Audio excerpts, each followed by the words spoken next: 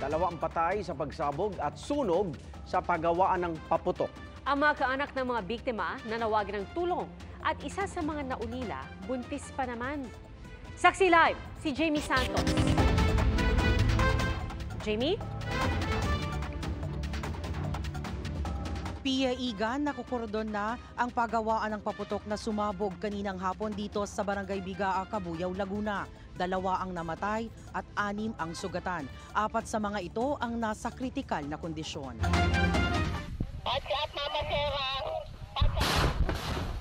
Tila gera ang eksena sa Barangay Bigaa sa Cabuyao, Laguna kaninang hapon.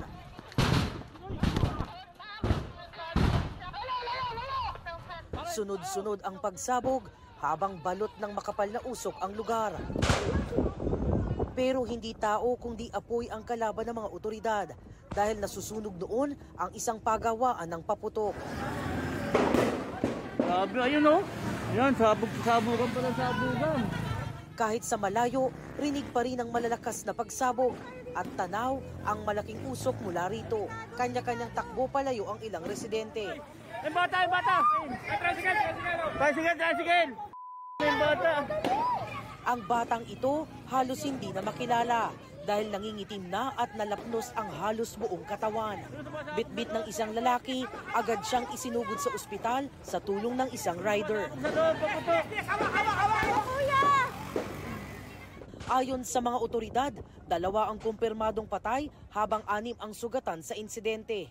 Yung 3, yung isa po ay nandito po sa Global Hospital, itatransfer po sa East Avenue kasi hindi kaya i-accommodate ng Global. Then yung 2 po, nasa ospital po ng Cabuyao, okay na po. Bandang 3:30 ng hapon nang matanggap ng BFP Cabuyao ang ulat na nasusunog ang pagawaan ng paputok sa Purok 3. Pasado 4:00 ng hapon nang ideklara itong fire out. Ayon sa lokal na pamahalaan ng Cabuyao at ng barangay, matagal na ang naturang pagawaan. Bagamat may residential area sa lugar, nasa looban pa raw ang pagawaan kaya't nabigyan ito ng permit. Hindi raw ito ang unang pagkakataong nagkasunog sa naturang pabrika, pero ngayon lang may nasawi.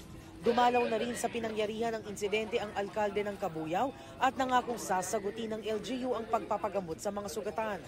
Patuloy namang pinoproseso ng mga otoridad ang lugar ng pagsabog. Kinausap na rin ng SOCO ang mga kaanak ng mga nasawi. Mula sa ere, kita ang lawak ng pinsala ng sunog. May bahagi pang umaapoy sa kalapit na bahay ng pagawaan bandang 8:00 ng gabi. Sa pagbalik namin ngayong gabi sa pagawaan ng paputok, kita ang iniwang bakas ng pagsabog. Sirang-sira ang pagawaan. Kita rin ang ilang naggalat na materyales sa paggawa ng paputok. Matapos maproseso ng mga taga-SOCO at pulis ang pagawaan ngayong gabi, kinordonan ito. Masusing imbestigasyon ang ipinapagawa ng Cabuyao LGU para matukoy ang dahilan ng pagsabog. Hindi pa raw nakikipag-ugnayan sa kanila ang may-ari ng pagawaan ng paputok. Kailangan nilang makipag-ugnayan sa atin at sa ating local government, including sa barangay. Dahil malawak po ang damage na nagawa ng factory, including dun sa mga victims at dun sa namatayan. Tanging pag-iyak na lamang ang nagawa ng kabiyak ng isa sa nasawi na inabutan namin sa pagawaan. Tumanggi itong magpaunlak ng panayam sa media. Labis rin ang hinagpis ni Leona Didoro, asawa ng isa pang nasawi sa pagsabog. Dinadala raw kasi niya ang kanilang panganay. Kasalukuyan siyang 5 buwang buntis. Nananawagan siya ng tulong sa mga otoridad. Gusto ko lang maparating ay yung po ng magulang. Malaman nila pong wala na yung anak nila. Nasa Mindanao po. PIA Igan, nananawagan yung mga opisyal ng Barangay Bigaa sa mga kaanak ng sugatan na makipag-ugnayan sa kanila. Ilang kabahayan dito ang walang kuryente dahil sa pagsabog. Live mula rito sa Cabuyao, Laguna para sa GMA Integrated News, Jamie Santos ang inyong saksi. Mga kapuso, sama-sama tayong maging saksi. Mag-subscribe sa GMA Integrated News sa YouTube at para sa mga kapuso abroad, samahan niyo kami sa GMA Pinoy TV at sa www.gmanews.tv.